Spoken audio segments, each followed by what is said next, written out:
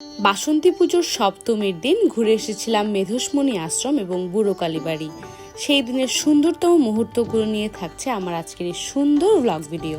Hello everyone, welcome to my page and welcome to my video. কেমন আছেন সবাই? আশা করি সবাই অনেক বেশি ভালো আছেন। আমরা সবাই মিলে চলে গিয়েছিলাম বাসন্তী পুজোর প্রথম দিন মেধসমণি আশ্রম এবং বুড়ো কালীবাড়ি।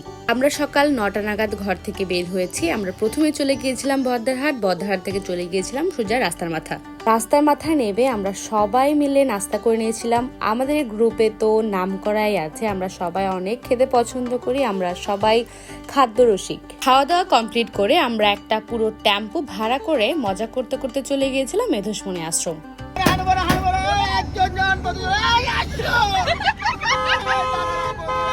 আমরা সবাই মিলে একসাথে থাকবো কিন্তু মজা করব না, তা তো কখনোই হয় না।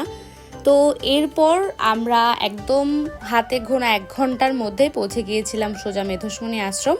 আমরা যেহেতু সবাই মিলে একসাথে পুজো দেব, সেহেতু মন্দিরের নিচ থেকে মোমবাতি, ধূপকাঠি আর পুজোর বিভিন্ন সামগ্রী কিনে নিয়েছিলাম। কিছু বলবেন? হ্যাঁ, আমার মনে হয় কি বরাবরের মতো তীর্থস্থানগুলো খুব অন্যরকম সুন্দর হয়। যেমন মেঘ দেখা যায়, পাহাড় দেখা যায়, এত সুন্দর গাছপালা, মানে এইগুলো পাওয়া যায় কোথায়? খুব সুন্দর মেধসমণি আশ্রমটা, খুব পবিত্র তীর্থস্থান, মনোমুগ্ধকর। কিছুটা সময় প্রবণতা কাজ করে, তার মধ্যে এরকম একটা পরিবেশ। আসলে মানুষ ভ্রমণে যায়, অনেক দিকে যায়, কিন্তু আমার চিন্তা ভাবনা হচ্ছে আপনি ছুটি পেয়েছেন, তীর্থস্থানে চলে যান, মন্দিরে চলে যান, মনটা অনেক খুব ভালো থাকবে।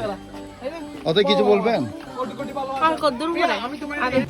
কি মনোমুগ্ধকর পরিবেশ, তীর্থস্থানকে আসলে এত সুন্দর হয়, দেখতে হলে অবশ্যই আসবে। চট্টগ্রামের বোয়ালখালী উপজেলার করলডেঙ্গা পাহাড়ে অবস্থিত মেধসমণি আশ্রম। মেধসমণি আশ্রম হলো মা দুর্গার চণ্ডী রূপের আরাধনার আদিস্থল। বিশ্বাস করা হয় যে সত্যযুগের রাজা সুরত শত্রুর দ্বারা রাজ্যচ্যুত হয়ে মেধসমণি আশ্রমে আশ্রয় নেন এবং এখানেই প্রথম দুর্গোৎসবের পাঠ গ্রহণ করেন। রাজা সুরত বৈষ্ঠ সমাধি মেধসমণি আশ্রমে মা দুর্গার চণ্ডী রূপের পূজা করেছিলেন, যা মর্তলোকে প্রথম দুর্গা উৎসব নামে পরিচিতি লাভ হয়েছিল। চট্টগ্রামের এই মেধসমণি আশ্রম ও সংলগ্ন এলাকা শ্রী শ্রী চণ্ডী তীর্থ নামেও পরিচিত, যেখানে দেবী ভগবতী আবির্ভূত হয়েছিলেন বলে বিশ্বাস করা হয়। এই আশ্রমে মেধসমণি দেবী দুর্গার আরাধনার পদ্ধতি শিখিয়েছিলেন রাজা সুরতকে, যার ফলে রাজা সুরত তার রাজ্য পুনরুদ্ধার করেছিলেন। তো কথা বলতে বলতে উঠে গেছি আমরা মন্দিরের উপর।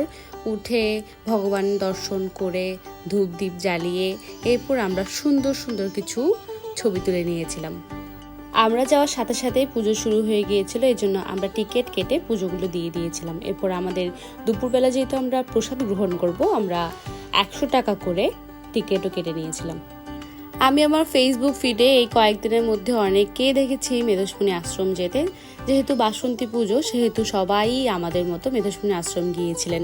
তো কে কে আমার ভিডিও দেখছেন মেধসমণি আশ্রম গিয়েছেন, সবাই নিচে কমেন্ট করে জানাবেন। তো এরপর আমরা যেহেতু মেধসমণি আশ্রমটা অনেক বড়, বিশাল এলাকা জুড়ে, আমরা একটা সিঁড়ি পেয়েছি, ওখান দিয়ে নিচে নেমে চলে গিয়েছিলাম একটা মা কালীর মন্দিরে। মা কালীর মন্দিরটা অসম্ভব সুন্দর, আর সাথে সিঁড়িটাও সুন্দর, সেহেতু আমরা সুন্দর সুন্দর কিছু পিকচার ক্লিক করে নিচ্ছিলাম। এরপর উপরে এসে দেখছি প্রসাদ খাওয়ার সময় হয়ে গিয়েছে, সবাই প্রসাদ নিচ্ছিল। এরপর আমরা আমাদের প্রসাদগুলো নিয়ে বসে গিয়েছিলাম প্রসাদ খেতে। যেহেতু ভগবানের প্রসাদ অমৃতেরও সমান, অমৃতের মতো। প্রসাদে ছিল সবজি বিরিয়ানি এবং ডাল আর বেগুনি। আমার মনে হয় কি, কোনো মন্দিরে গেলে আমরা যখন প্রসাদ খাই বা প্রসাদ পাই, আমাদের ভাগ্যটা এত ভালো যে আমরা পূর্ণ করেছি বলে ভগবানের প্রসাদটা খেতে পারছি। এরপর আমরা পুজো যে দিয়েছিলাম ওইটার ফলগুলো খাচ্ছিলাম। এরপর আমরা চলে গিয়েছিলাম কামাখ্যা মন্দিরে, কামাখ্যা মাকে দর্শন করতে। তো ওখানের পরিবেশটাও খুব সুন্দর ছিল। এলন্ডি লন্ডন গরিবাজে ঠং ঠং 1 2 3 4 5 এরকম না, এলন্ডি বেলন্ডি জুমকা যাবো বল লরে না সরে না। আসসালামু আলাইকুম। এটা সাইলেন্ট গেম, এগুলা খেলা জানে না, মেলা জানে না, এগুলো করব। কি এলন্ডি বেলন্ডি না, এগুলো তো শুনিও না। কামাখ্যা মন্দিরের পাশে একটা ছোট্ট জায়গা ছিল, ওখানে আমরা ছোটবেলার পুরনো স্মৃতিগুলোকে আবারও স্মৃতিচরণ করে নিলাম।